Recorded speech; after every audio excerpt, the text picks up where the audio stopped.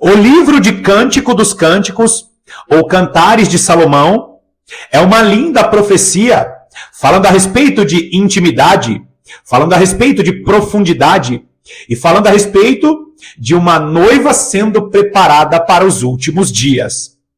Você sabia que a Igreja de Cristo, a Igreja dos últimos dias, será o povo de Deus mais próximo do seu Senhor?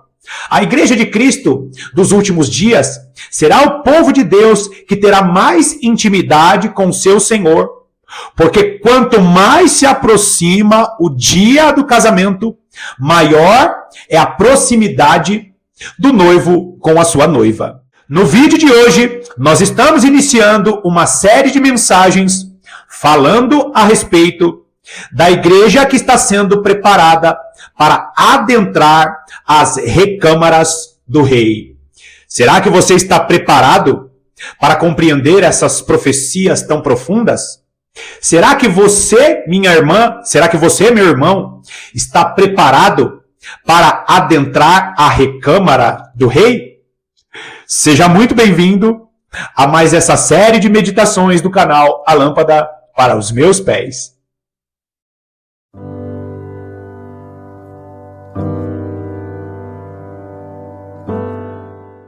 Quanto mais se aproxima o grande dia, quanto mais se aproxima o dia do grande encontro, quanto mais se aproxima o dia da grande festa, do grande casamento, mais intimidade a noiva tem com o seu noivo, mais intimidade a prometida tem com o rei. E nós precisamos compreender as profecias mais profundas que existem em Cantares de Salomão ou Cântico dos Cânticos. Amados irmãos, muitos não entendem que dentro desse livro poético, dentro dessas poesias, existem mensagens profundas para a Igreja de Cristo e em especial para a Igreja dos últimos dias. Porque quanto mais se aproxima o dia do grande casamento, mais o Senhor quer falar com a sua noiva e mais a sua noiva vai sendo preparada para esse grande dia.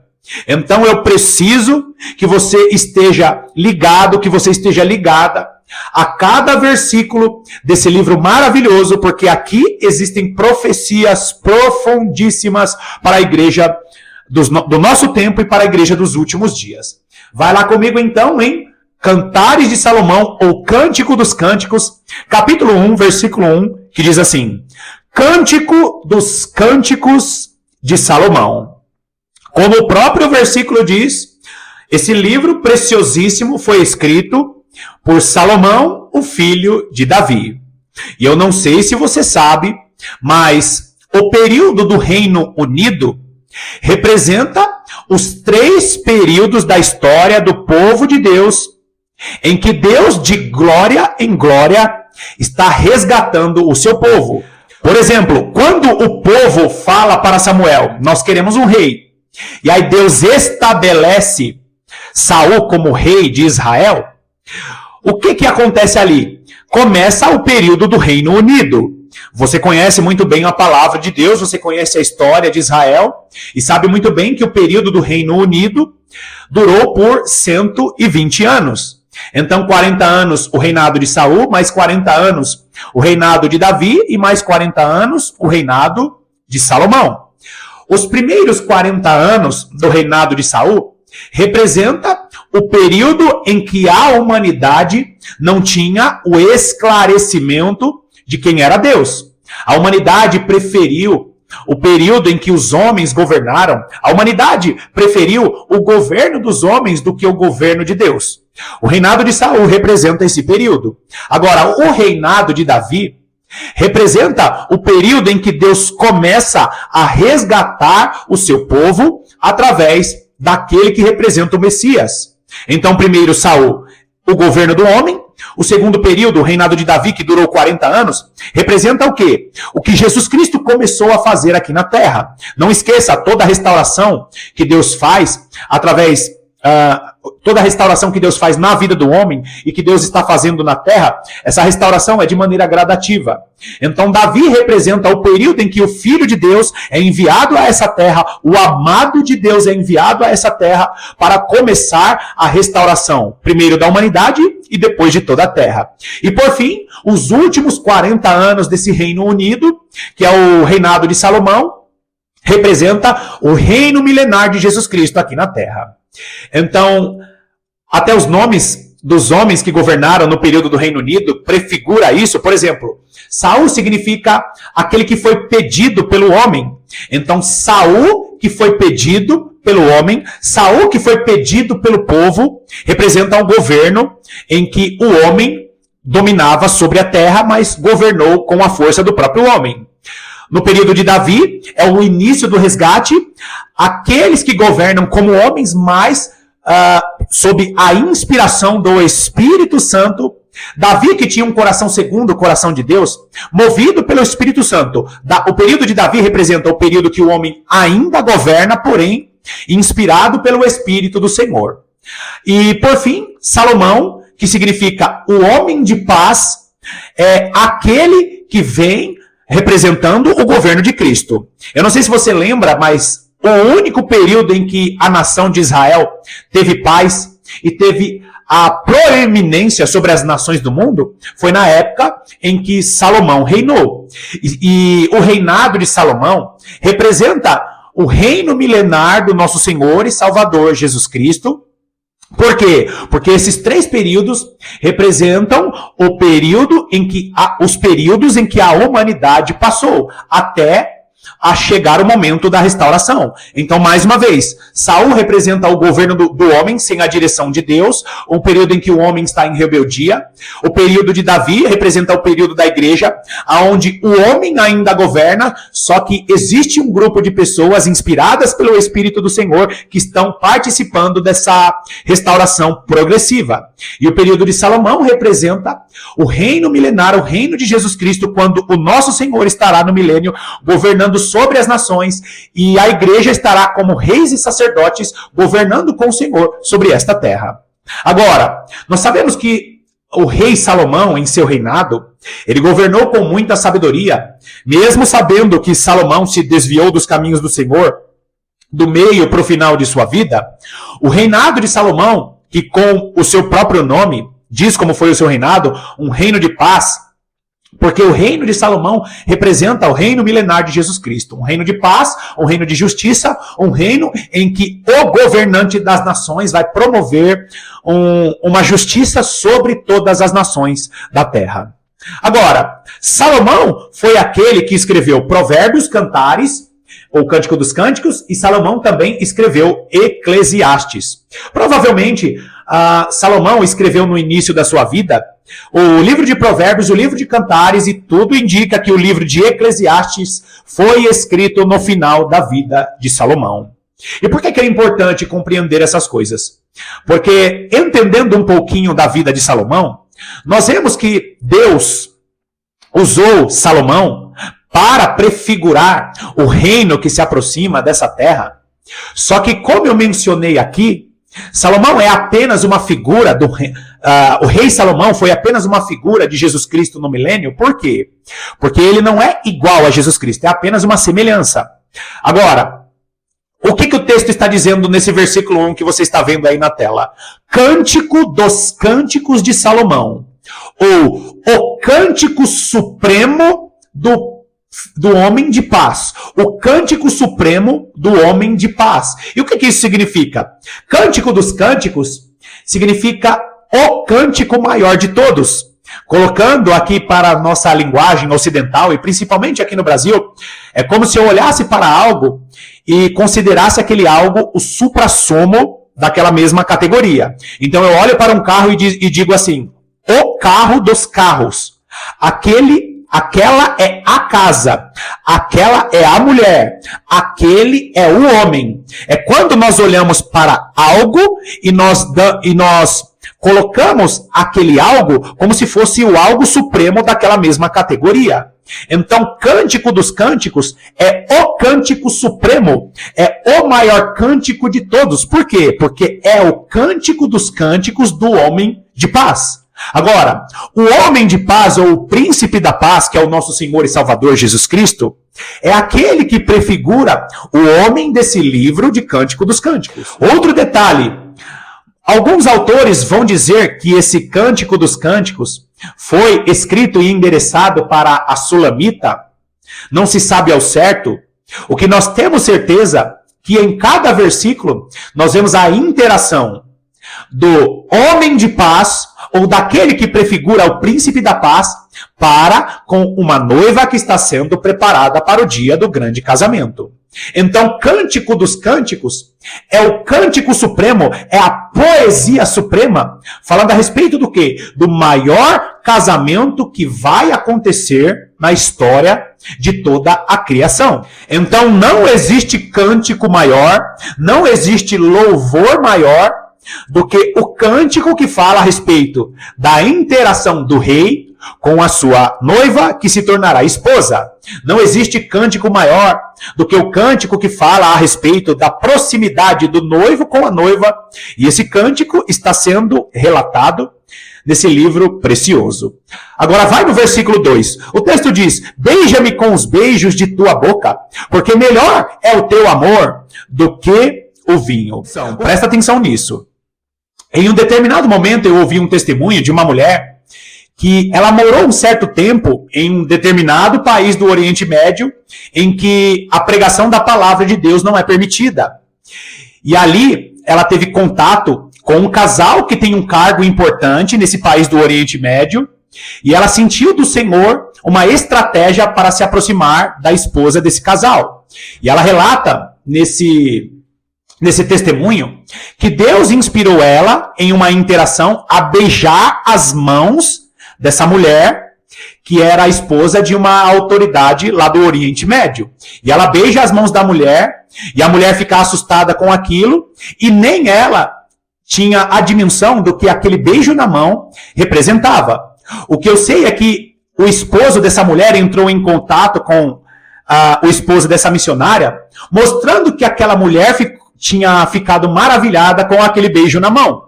E aí depois ela acabou descobrindo que beijar a mão de uma pessoa nesse país do Oriente Médio significava que aquela pessoa que estava beijando a mão estava submissa à pessoa da mão beijada. E o que isso significa? Significa que aquela mulher, por causa daquela mão beijada, teve uma proximidade maior dessa esposa para, assim, estar mais próxima e quem sabe ali pregar o evangelho e estar ali apresentando e aprendendo muitas coisas daquele país para ser missionária no país. Só que olha o detalhe importante, o beijo na mão que representa uma espécie de linguagem, uma espécie de expressão. Então nós vamos ver que em alguns países do Oriente Médio, beijo na testa representa respeito, beijo no rosto pode representar amizade, pode representar fraternidade, pode representar um carinho diferente. Beijo na mão representa submissão da pessoa que está beijando a mão. E é por isso que o texto, no versículo 2, vai dizer assim: beija-me com os beijos de sua boca. Beija-me com os beijos de sua boca não está falando de um simples beijo em uma pessoa qualquer. Está falando a respeito de uma linguagem de expressão de quem tem intimidade com outra pessoa. Naquela região, principalmente na época de Salomão, beijar alguém em sua boca representava a máxima intimidade que um casal tinha com outro, ou que uma pessoa tinha com a outra. E quando o texto fala a respeito de beijar a pessoa na boca da outra, está falando a respeito do quê? De um casal que tem intimidade. Aqui, no versículo 2, está nos mostrando a intimidade que a noiva quer ter com o seu noivo. E o texto ainda vai dizer: porque melhor é o teu amor do que o vinho. E eu sei o que eu vou falar aqui é muito polêmico, mas é muito verdade. Por quê? Porque no período que nós estamos vivendo, as pessoas estão confundindo proximidade com Deus do que ser usado por Deus. As pessoas estão confundindo ter intimidade com o Senhor e ter as ferramentas do Senhor. No final dos tempos, a igreja que vai ser próxima do seu Senhor será muito mais profunda na intimidade com o Senhor. É muito lindo você ver esse contraponto. Por quê? Porque ele separa beijo do amor, ele separa beijo do vinho. E o que isso significa? Significa que nós precisamos distanciar em um determinado momento do nosso relacionamento com Deus do vinho que nos é derramado. Nós recebemos o vinho do Senhor, nós somos cheios do Espírito Santo para trabalhar para Deus.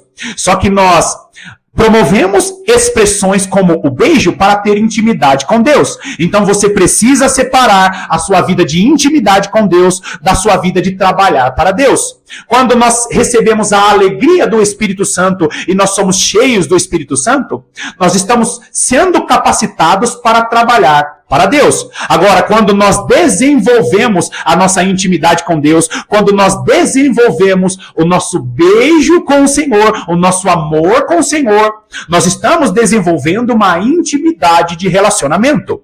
E talvez você que esteja me assistindo, você não seja uma pessoa com muitas ferramentas espirituais. O que você precisa entender que é mais importante para Deus que você desenvolva o beijo, que você desenvolva o amor no seu relacionamento com o Senhor, do que você se encha do vinho para trabalhar para Deus. O texto, ele faz um contraponto. Beija-me com os beijos de sua boca, porque melhor é o teu amor. Opa, beijo, intimidade, amor, proximidade com o noivo. É melhor do que o vinho. E o que é isso? Vinho é importante. Vinho é alegria. Só que quando eu sou um recipiente cheio do vinho, esse vinho não é para mim. É para trazer alegria para os outros. Não esqueça disso. Quando Deus te enche de vinho, Ele não está te enchendo de vinho para você mesmo. O vinho que está sobre a sua vida é um vinho que vai trazer alegria para os outros. E é por isso que nós precisamos entender muito bem. Intimidade com Deus não significa trabalhar para Deus. Priorize o seu beijo com o Senhor. Priorize a sua proximidade com o Senhor do que apenas buscar as ferramentas para ser cheio do vinho e trazer alegria para os outros. Se eu parafrasear esse versículo 2, é como se a esposa estivesse dizendo: Senhor, eu prefiro te beijar, eu prefiro ter intimidade do que apenas lutar para promover alegria e trazer essa alegria aos outros. É por isso que nós conhecemos muitas pessoas que curam, muitas pessoas que pregam bem, muitas pessoas que arrastam multidões em suas mensagens. Só que nós vemos que o seu proceder na vida particular não é um proceder de quem está beijando o Senhor com intimidade, com muita frequência. Então aprenda a separar o seu momento de expressão, o seu momento de intimidade com Deus, do momento em que você está afiando, preparando as ferramentas para ser cheio do vinho do Senhor e trazer alegria aos outros. Nós precisamos ter ferramentas, nós precisamos nos encher do vinho para trabalhar para o Senhor, mas os beijos que nós damos ao Senhor, o amor que nós desenvolvemos para com o Senhor é mais importante, é muito melhor do que o vinho. Agora, a igreja dos últimos dias é uma igreja que se aprofunda, primeiro, no amor que ela tem com o Senhor, na intimidade, do que apenas buscando conhecimento da palavra de Deus, buscando apenas crescer nos dons espirituais. Essa igreja é uma igreja que primeiro será parecida com o seu noivo e depois essa igreja se encherá para trabalhar para o seu Senhor. Agora, olha o versículo 3. Suave é o aroma dos teus ungüentos, como unguento derramado é o teu nome. Por isso, as donzelas te amam. Primeira coisa, nós precisamos entender que existe um aroma que é produzido pelos ungüentos. E o que é unguento aqui? A palavra unguento é a mesma palavra para semente. É a palavra shemen. E a palavra shemen significa gordura, significa azeite. E era muito comum naquela época o azeite ser usado para remédio, o azeite ser usado para perfumes, para deixar a pessoa com bons aromas, cheirosa. E era muito comum esse azeite ser usado ou esse azeite ser tomado como especiarias, como remédio e como perfume. Só que o texto está nos mostrando que o quê? Que esse aroma dos ungüentos, ele é suave. E o que o texto nos mostra? Que existe uma busca por essa semente, não esqueça disso, que existe uma busca por essa semente, que é uma busca para que você seja cheia ou cheio do unguento do Senhor. E o que é esse unguento? É o azeite. Nós nos enchemos do azeite do Senhor quando nós meditamos na palavra de Deus e quando nós nos aprofundamos em nossa vida de oração. É como se a noiva estivesse dizendo, suave é o azeite, é o teu aroma. E é muito lindo isso, queridos, nós entendermos. Por quê? Porque Salmos capítulo 133 vai nos mostrar a comunhão dos santos, que é uma comunhão semelhante àquela unção que desce sobre a cabeça de Arão. O unguento aqui é a semente que vai produzir um azeite sobre a minha e sobre a sua vida, que é um unguento que vai promover o bom perfume de Cristo. É quando você está tão cheio do Espírito do Senhor e você tem contato com os ímpios, e os ímpios olham para você e dizem assim, nossa, você tem uma luz diferente, você tem uma luz diferente, você fala diferente. O bom perfume de Cristo é a semente que nós plantamos no secreto, através da palavra de Deus e através da nossa vida de oração. Agora, esse unguento, ele não é produzido apenas na vida de oração e na vida de meditação na palavra de Deus. Esse unguento, ele também é produzido através das experiências que nós temos. E, queridos, essa palavra unguento é a palavra shemen, que dá origem à palavra Getsemane ou Getsemane. E o que significa isso? Getsemane, na tradução em português. E você lembra a experiência que o nosso Senhor e Salvador Jesus Cristo teve no Getsemane? O momento em que ele estava em aflição, o momento que precedeu o seu martírio. Getsemane ou Getsemane significa lugar em que a azeitona ela é pisada. O lugar em que essa semente ela é preparada. E assim como Jesus Cristo foi pisado no Getsemane, a igreja passará por experiências, será pisada para produzir esse azeite.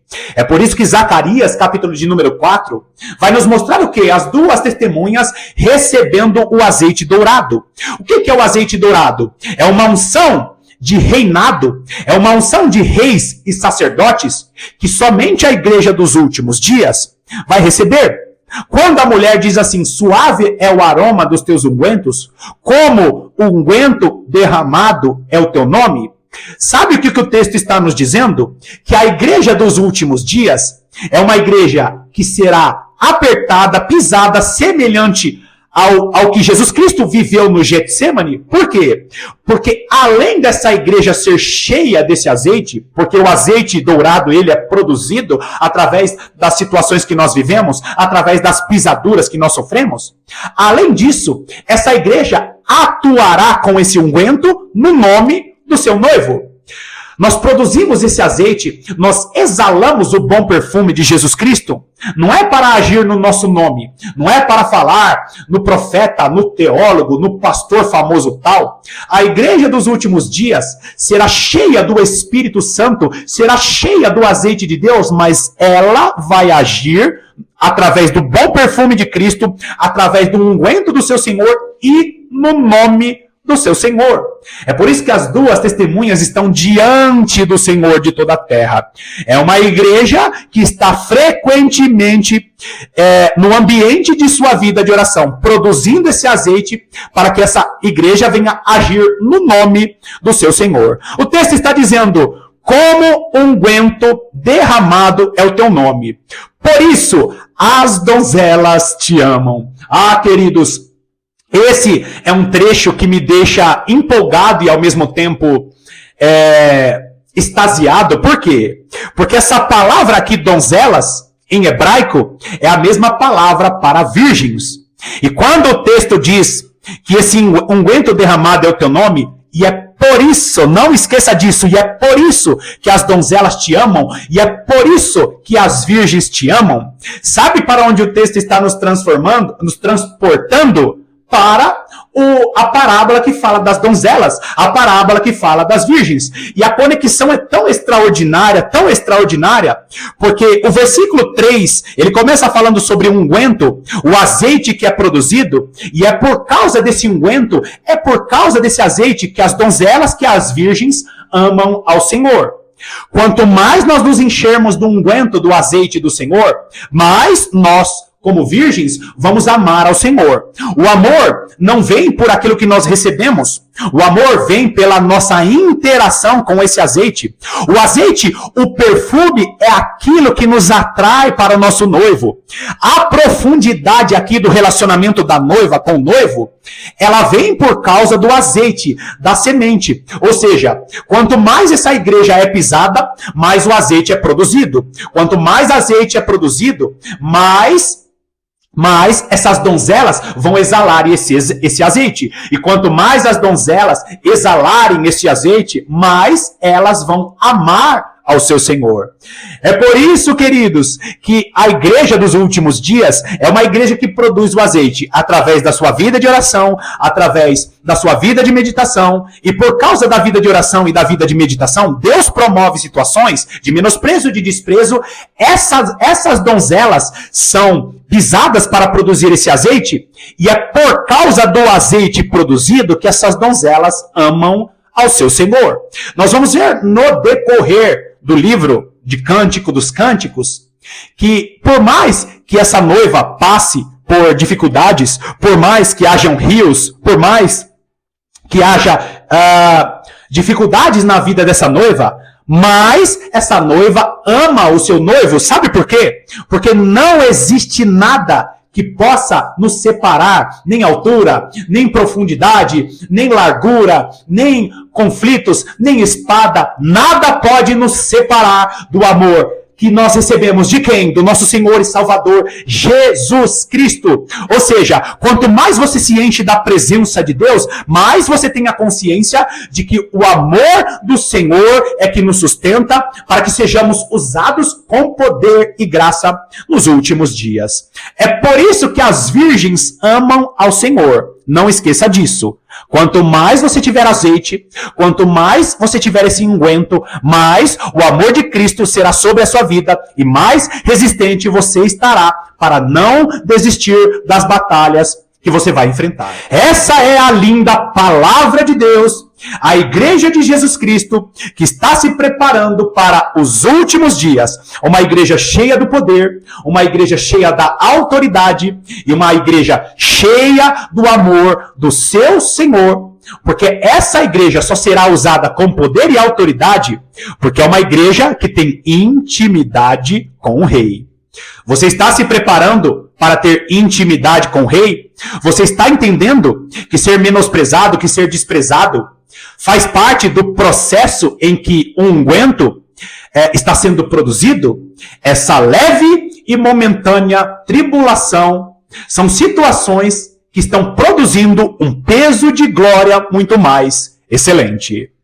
Bom, vamos finalizar aqui essa primeira parte dessa meditação preciosa, e eu já quero te convidar a se inscrever aqui em nosso canal. Eu quero te convidar a me seguir lá no perfil do Instagram, o perfil A Lâmpada para os Meus Pés. É um perfil que não é propriamente um perfil de estudos, porém é um perfil no Instagram, onde eu posso continuar as meditações aqui do canal com você. Que Deus te abençoe poderosamente e certamente eu estarei aqui te aguardando para as próximas meditações. Até lá!